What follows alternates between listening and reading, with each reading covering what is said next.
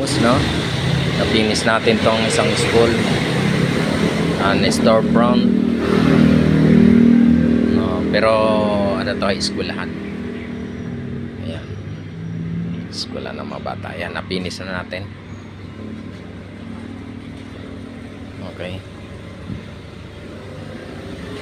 Glass door. Sliding lang yan. Sliding. Pero naka-fix lang yung isa. Isa lang pinapagana ko. Para hindi sila malilito. Ayan. Ito lang ang gumagana.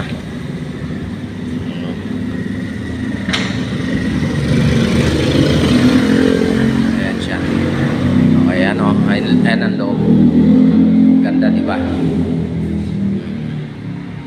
Ayan. Okay mga boss. Ayan. May accomplish ulit tayo.